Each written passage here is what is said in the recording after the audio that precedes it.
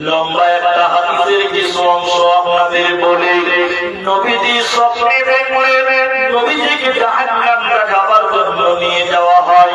নবী বলেন, আমি যেতে যেতে যেতে যেতে জাহান্নামের ভিতরে দেখলাম কিছু মানুষের পাগুলোকে আকাশের দিকে বাঁধা আছে, আর তাদের মাথা মুখমণ্ডল যেন মাটির দিকে,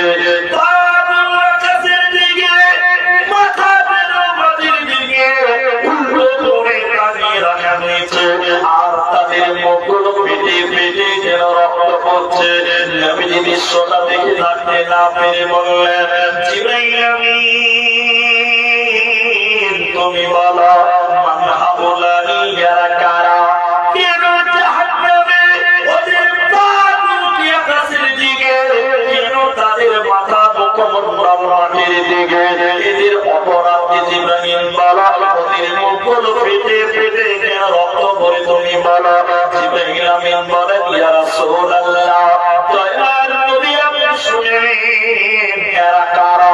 আল্লাহর ওই সমস্ত নাফরমান বান্দা বান্দিরা, ওই সমস্ত গুনাহগার লোকেরা যারা রমজান মাস পেয়েছিল, সিয়ামের মাস পেয়েছিল, দিনের বেলায় ইফতার করেছিল, আল্লাহর ফরজ রোজা যারা রাখেনি, ওই সমস্ত বেরোজাদারের দলেরা ওদের দিনে ছিঁড়ে আল্লাহ জাহান্নাম দেবে, ওরা জান্নাতে পাবে না, যাবে না, যাবে না। এজন্য নবীজি বললেন, শোনো, যদি নারী তুমি জান্নাতে যেতে চাও, তোমাকে রমজান মাসে রোজা রাখতে হবে।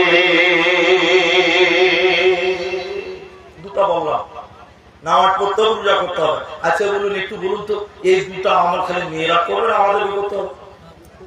আমাদেরকে করতে হবে। যদি মনে করেন ওয়াজ করেছে মেয়েদের, আমরা কেন করবো না? এই আমল দুটি নারী এবং পুরুষ উভয়ের জন্য প্রযোজ্য, আমাদের যদি যা রাখতে হবে। 3 নাম্বার, জান্নাতি নারীদের 4টা গুণ বলবো, দুটো বললাম আর দুটো বলবো, শর্টে বলছি। 3 নাম্বার, আহসানাত ফরদাহা, নিজের হিফাজত করো এবং স্বামীর মালের হিফাজত করো। আপনারা দেখে দিয়ে স্বামীর মাল 3টি, আপনারা বলুন কটা? এটা কথা বলে না, 3টি। স্বামীর টাকা পয়সা, স্বামীর মাল। আমার বাড়িতে টাকা পয়সা, সোনা গহনা দলিল যা, ওগুলো আমার। এখন আমি বাড়িতে নেই, ওটা দেখাশোনা করতে হবে। কে করবে? বাড়ির স্ত্রী করে। দ্বিতীয় কথা, স্বামীর সন্তান স্বামীর মাল। আমার ছেলেটা আমার সম্পদ না ভাই।